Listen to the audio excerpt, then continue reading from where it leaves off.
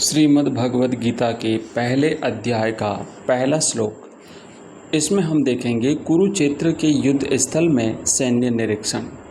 धृतराष्ट्र ने संजय से पूछा, हे संजय, धर्मभूमि कुरुक्षेत्र में युद्ध की इच्छा से एकत्र हुए मेरे तथा पांडु के पुत्रों ने क्या किया? इसके जवाब में संजय ने कहा, हे राजन, पांडु पुत्रों द्वारा सेना की व्यूह रचना देखकर राजा दुर्योधन अपने गुरु के पास गया और उसने ये शब्द कहे। तीसरे श्लोक का भावार्थ है, हे आचार्य, पांडु पुत्रों की विशाल सेना देखें, जिसे आपके बुद्धिमान शिष्य द्रुपद के पुत्र ने इतने कौशल से व्यवस्थित किया है। इस श्लोक का तात्पर्य यह है कि परम राजनीतिज्ञ दुर्योधन महान ब्राह्मण सेनापति द्रोणाचार्य के दोषों को इंगित करना चाहता था। अर्जुन की पत्नी द्रौपदी के पिता राजा द्रुपद के साथ द्रोणाचार्य का कुछ राजनीतिक झगड़ा था। इस झगड़े के फलस्वरूप द्रुपद ने एक महान यज्ञ संपन्न किया, जिससे उसे एक ऐसा पुत्र प्राप्त होने का वरदान मिला जो द्रोणाचार्य का वध कर सके। द्रोणाचार्य इसे भली भांति जानता था, किंतु जब द्रुपद का पुत्र धृष्टद्युम्न युद्ध शिक्षा के लिए उसको सौंपा गया तो द्रोणाचार्य को उसे अपने सारे सैनिक रहस्य प्रदान करने में कोई झिझक नहीं हुई। अब धृष्टद्युम्न कुरुक्षेत्र की युद्ध भूमि में पांडवों का पक्ष ले रहा था और उसने द्रोणाचार्य से जो कला सीखी थी उसी के आधार पर उसने यह व्यूह रचना की थी।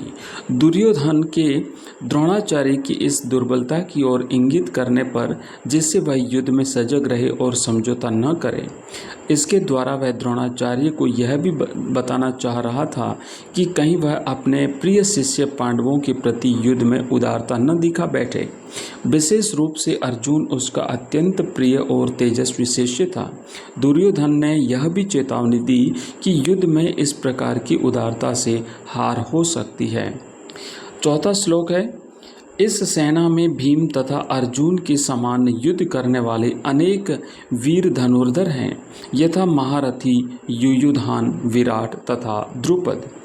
इस श्लोक का भावार्थ यह है कि यद्यपि युद्ध कला में द्रोणाचार्य की महान शक्ति के समक्ष धृष्टद्युम्न महत्वपूर्ण बाधक नहीं था, किंतु ऐसे अनेक योद्धा थे जिनसे भय था।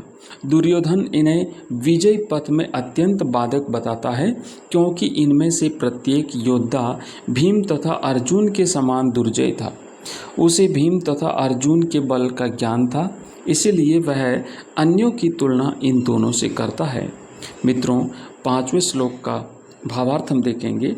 इनके साथ ही धृष्टकेतु, चेकितान, काशीराज, पुरुजेत, कुंतीभोज तथा सैब्य जैसे महान शक्तिशाली योद्धा भी हैं। छठवें श्लोक का भावार्थ यह है कि पराक्रमी युधामन्यु, अत्यंत शक्तिशाली उत्तमौजा, सुभद्रा का पुत्र तथा द्रौपदी के पुत्र, ये सभी महारथी हैं। सातवां श्लोक, जिसका भावार्थ है, किंतु हे ब्राह्मण श्रेष्ठ, आपकी सूचना के लिए मैं अपनी सेना के उन नायकों के विषय में बताना चाहूँगा जो मेरी सेना को संचालित करने में विशेष रूप से निपुण हैं। आठवां श्लोक, जिसका भावार्थ यह है, मेरी सेना में स्वयं आप, भीष्म, कर्ण, कृपाचार्य, अश्वत्थामा, विकर्ण तथा सोमदत्त का पुत्र भूरिश्रवा आदि हैं जो युद्ध में सदैव विजयी रहे हैं। इस सातवें श्लोक का मित्रों भावार्थ यह है कि दुर्योधन उन अद्वितीय युद्ध वीरों का उल्लेख करता है जो सदैव विजयी होते रहे हैं। विकर्ण दुर्योधन का भाई है, अश्वत्थामा द्रोणाचार्य का पुत्र है और सोमदत्त या भूरिश्रवा